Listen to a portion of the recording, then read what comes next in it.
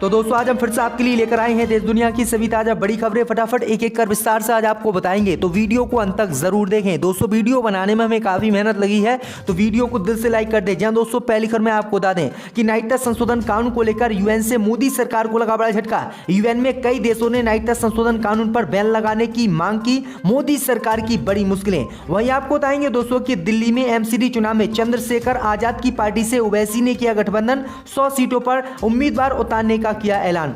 वहीं आपको बताएंगे दोस्तों कि मोदी सरकार से नाराज हुआ सुप्रीम कोर्ट, लगाई फटकार, कहा आखिरकार न्यायाधीशों की क्यों नियुक्ति नहीं कर रही है भाजपा। वहीं आपको बताएंगे दोस्तों कि कांग्रेस की वजह से मोदी बने देश के प्रधानमंत्री। नांदेड़ में रैली को संबोधित करते हुए मल्लिकार्जुन खड़गे ने किया दावा। वहीं आपको बताएंगे दोस्तों कि मैनपुरी उपचुनाव में माफिया अतीक अहमद की पत्नी की हुई एंट्री, शाइस्ता परवीन को एमएम पार्टी ने दिया टिकट, मैनपुरी में डिंपल यादव के खिलाफ लड़ेंगी चुनाव। वहीं आपको बताएंगे दोस्तों कि गुजरात चुनाव में भाजपा को हराने के लिए साथ आई कांग्रेस एनसीपी ने गुजरात विधानसभा चुनाव में किया गठबंधन। कांग्रेस लड़ेगी 189 सीटों पर चुनाव, जबकि 3 सीटों पर एनसीपी उतारेगी अपने उम्मीदवार। तो दोस्तों सभी खबरों को आपको एक एक कर बताने वाले हैं। वीडियो को लाइक कर चैनल को सब्सक्राइब कर दें और हमें कमेंट करके बताएं कि आपके जिले किस राज्य से हमारी खबरों को देख रहे हैं। इसी बीच पर तो दोस्तों अगली खबर की ओर, तो नागरिकता संशोधन कानून को लेकर यूएन से मोदी सरकार को लगा बड़ा झटका। कई देशों ने सीएए पर बैन लगाने की मोदी सरकार से की मांग। जब दोस्तों आपको बता दें कि मोदी सरकार की यूएन में सीएए को लेकर बड़ी फजीहत हुई है। दरअसल आपको बता दें कि कई देशों ने नागरिकता संशोधन कानून पर सवाल उठाते हुए मोदी सरकार पर बड़ा हमला यूएन में बोला और भारत को घेरने की कोशिश की, जिसके बाद मोदी सरकार इस मामले को लेकर बुरी तरह से फंसी।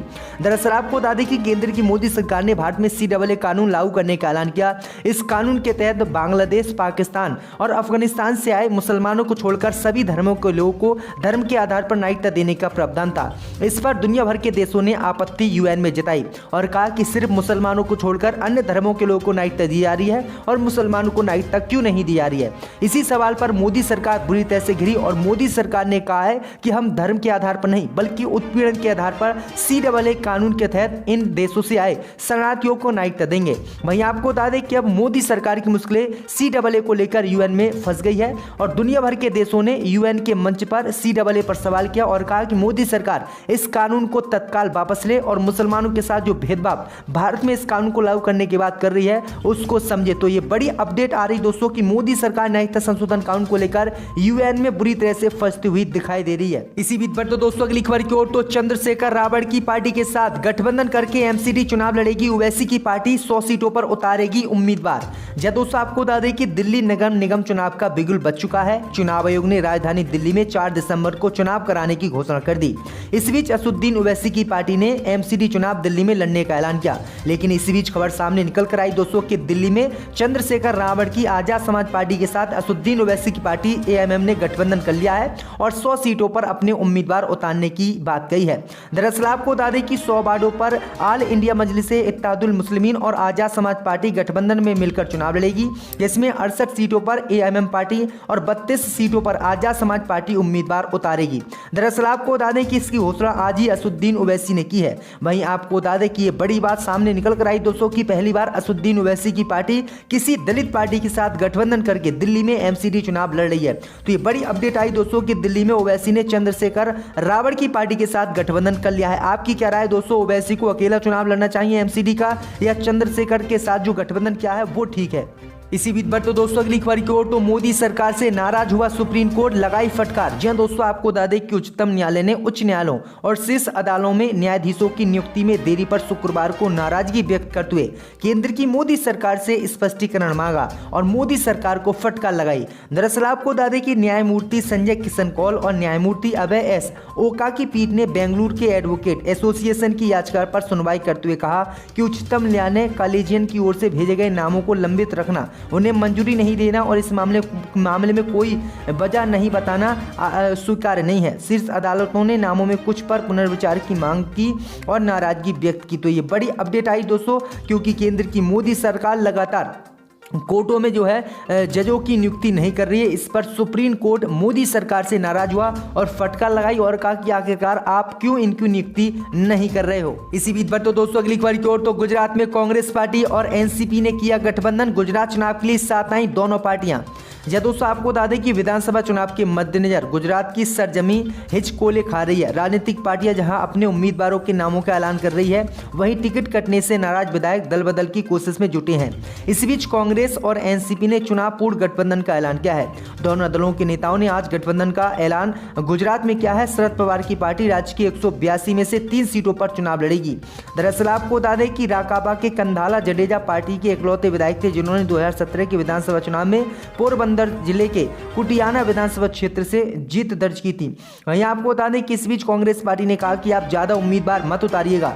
वहीं आपको बता दें कि कांग्रेस की बात मानते हुए शरद पवार ने कांग्रेस पार्टी से गुजरात में चुनाव में गठबंधन करने का ऐलान कर दिया और 3 सीटों पर अपने उम्मीदवार उतारने की बात कही है। तो ये बड़ी अपडेट आई दोस्तों कि गुजरात चुनाव में कांग्रेस और एनसीपी का गठबंधन हो गया। इसी बीच पर तो दोस्तों अगली खबर की ओर, तो भारत जोड़ो यात्रा के दौरान राहुल गांधी ने आरएसएस पर बोला हमला। कहा आरएसएस के नेता हेलीकॉप्टर से चलते हैं, मैं चलता हूं पैदल। दोस्तों आपको बता दें कि कांग्रेस नेता राहुल गांधी ने महाराष्ट्र के नांदेड़ में पार्टी की भारत जोड़ो यात्रा के दौरान एक सभा को संबोधित करते हुए आरएसएस नेता से मुलाकात की और एक कहानी सुनाई। राहुल ने बताया कि केदारनाथ यात्रा के दौरान उनकी मुलाकात आरएसएस के एक नेता से हुई थी। राहुल ने कहानी सुनाते हुए कहा कि आरएसएस और कांग्रेस पार्टी में ये अंतर है। उन्होंने कहानी को लेकर विवाद गहराने की आशंका भी जताई। भारत जोड़ो यात्रा के संबंध में सभा में बोलते हुए राहुल गांधी ने कहा कि बात मेरे दिमाग में आई है, पता नहीं कहां से आ गई, बोलूं शायद नहीं बोलना चाहिए, थोड़ी कंट्रोवर्शियल हो जाएगी, बोल देता हूं। राहुल ने कहा कि मैं केदारनाथ गया एक बार, वहां के हमारे चीफ मिनिस्टर थे, मेरे ऑफिस में आए, उन्होंने मुझे कहा कि देखो केदारनाथ जाना है। मैंने सुना और पता नहीं मेरे मुंह से बात निकल गई। उन्होंने कहा कि यहाँ पर उन्होंने कहा कि यहाँ पर आरएसएस के नेता हेलीकॉप्टर से यात्रा करने आते हैं जबकि आप लोग पैदल आते हैं। राहुल गांधी ने कहा कि आरएसएस के नेता जो है केदारनाथ हेलीकॉप्टर से जाते हैं लेकिन मैं केदारनाथ पैदल गया। तो ये बड़ी अपडेट आई दोस्तों कि राहुल गांधी ने प्रधानमंत्री मोदी पर तंज कसा, क्योंकि प्रधानमंत्री मोदी ही लगातार कई बार हेलीकॉप्टर से केदारनाथ गए हैं। इसी बीच पर तो दोस्तों अगली खबर की ओर, तो कांग्रेस की वजह से नरेंद्र मोदी बने प्रधानमंत्री। नांदेड़ में रैली को संबोधित करते हुए मल्लिकार्जुन खड़गे ने कही बात। दोस्तों आपको बता दें कि कांग्रेस अध्यक्ष मल्लिकार्जुन खड़गे ने गुरुवार को कहा कि नरेंद्र मोदी देश के प्रधानमंत्री इसलिए बन सके क्योंकि कांग्रेस ने संविधान की रक्षा की। खड़गे ने कांग्रेस नेता राहुल गांधी के नेतृत्व वाली भारत जोड़ो यात्रा के दौरान महाराष्ट्र के नांदेड़ में एक रैली को संबोधित करते हुए कहा कि भाजपा के नेता अक्सर पूछते हैं कि कांग्रेस ने देश के लिए क्या किया।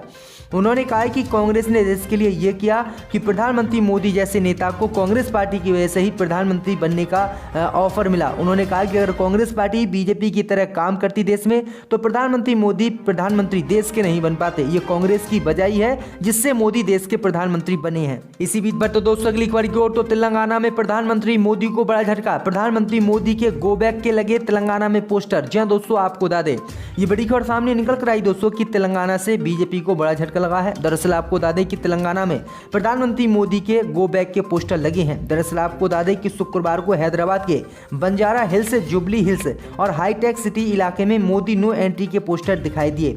एक अंग्रेजी मीडिया ने ये रिपोर्ट दी। पोस्टर में Modi no entry, roll back 5% GST on handloom उत्पादों पर 5% जीएसटी वापस ने लिखा। इससे कथित तौर पर तेलंगाना चयनिता यूथ फोर्स द्वारा लगाया गया है क्योंकि वो लगातार जीएसटी का विरोध कर रहे हैं और कह रहे हैं कि मोदी सरकार ने जो 5% जीएसटी लगाई है उससे व्यापारी त्रस्त हैं, इसलिए मोदी यहाँ पर रैली ना करें क्योंकि यहाँ अगर मोदी रैली करेंगे तो फिर से जीएसटी बढ़ेगी। तो ये बड़ी अपडेट आई दोस्तों कि मोदी को ये बड़ा झटका तेलंगाना में दौरे से पहले लगा है। इसी बीच पर तो दोस्तों अगली खबर की ओर, तो मैनपुरी उपचुनाव में माफिया अतीक अहमद की पत्नी की हो सकती है entry. AMM party Dimple Yadav के खिलाफ दे सकती है टिकट।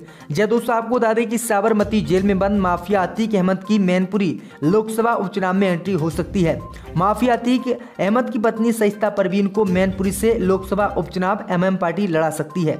उपचुनाव की जंग में माफिया अतीक अहमद की पत्नी असुद्दीन ओवैसी की पार्टी एएमएम की प्रत्याशी हो सकती है। जल्दी आधिकारिक तौर पर माफिया की पत्नी इस बात का ऐलान कर सकती है। एमआईएम ने बीते विधानसभा चुनाव में भी अतीक की पत्नी को प्रयागराज के शहर पश्चिम सीट से उम्मीदवार घोषित किया था। मुलायम सिंह यादव के निधन के बाद यूपी की मैनपुरी लोकसभा सीट खाली हो गई है। चुनाव आयोग ने यहां उपचुनाव की घोषणा भी कर दी है। गुरुवार को समाजवादी पार्टी ने इस सीट पर उम्मीदवार की घोषणा कर दी। डिम्पल यादव मैनपुरी से चुनाव लड़ेंगी। वहीं डिम्पल को चुनावी मैदान में उतारने के बाद इस सीट पर भाजपा भी बड़ा दांव खेल सकती है। वहीं आपको बता दें कि डिम्पल यादव के बाद उनकी छोटी बहू अपर्णा यादव को बीजेपी टिकट दे सकती है, लेकिन असदुद्दीन ओवैसी की पार्टी भी अतीक अहमद की पत्नी शाइस्ता परवीन को एमएम पार्टी से मैनपुरी से टिकट दे सकती है और बड़ी भिड़ंत यहां पर हो सकती है। इसी बीच पर तो दोस्तों अगली खबर की ओर, तो अलीगढ़ में विवाद, यूनिपोल पर पीएम मोदी और सीएम योगी के फोटो पर लगे स्टिकर। जब दोस्तों आपको बता दें कि अलीगढ़ जिले में लोधा इलाके के पलवल रोड पर यूनिपोल पर लगे पीएम मोदी और सीएम योगी के योजना के पोस्टर पर स्टिकर लगा दिए गए हैं। आगामी कुछ दिनों में प्रदेश के अंदर निकाय चुनाव होने हैं, इसको लेकर सभी पार्टियां अपना दमखम लगाने में लगी हुई हैं। स्थानीय निवासी प्रमोद ने इसकी जानकारी दी। दरअसल आपको बता दें कि मामला थाना लोधा के अंतर्गत का है। यहाँ एक यूनिपोल पर देश के प्रधानमंत्री मोदी और प्रदेश के मुख्यमंत्री योगी आदित्यनाथ के पोस्टर लगे हुए हैं। पोस्टर पर प्रधानमंत्री और मुख्यमंत्री के चेहरों पर किसी ने स्टिकर लगा दिए। इस यूनिपोल के कुछ ही दूर पर डिफेंस कॉरिडोर और राजा महेंद्र प्रताप यूनिवर्सिटी का निर्माण